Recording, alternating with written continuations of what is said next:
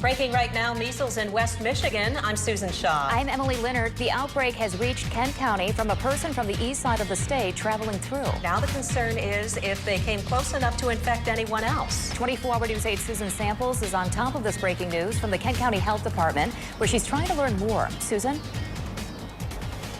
That's right, Emily and Sue. What we know right now, this exposure here in Kent County happened just this past Friday. On April 12th, a man from the east side of the state, Detroit, I am told, visited two spots where the public may have been exposed here in Kent County. First, he was at the Baymont by Wyndham Hotel on Craft Avenue. That's just south of 28th Street. That's the airport Baymont. The window in which the exposure happened there was midnight to 3 a.m.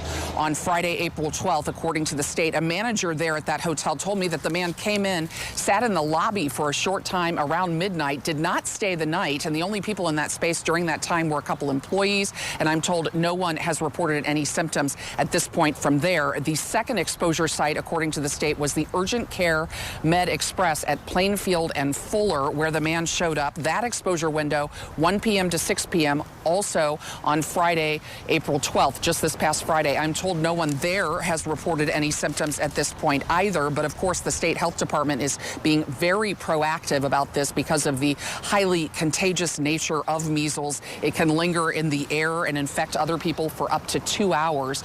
Again, these exposures are linked to the outbreak on the east side of the state. At this point, the state identified two new cases here recently, and that information in a news release just came out this morning. The total number now statewide on the east side connected to that outbreak is 42. That is the highest number we've had in the state of Michigan since 1991. We'll continue to follow this story for the rest of the day and have more for you online and starting at 5 o'clock on 24-hour News 8. I'm Susan Samples, live at the Kent County Health Department. Back to you.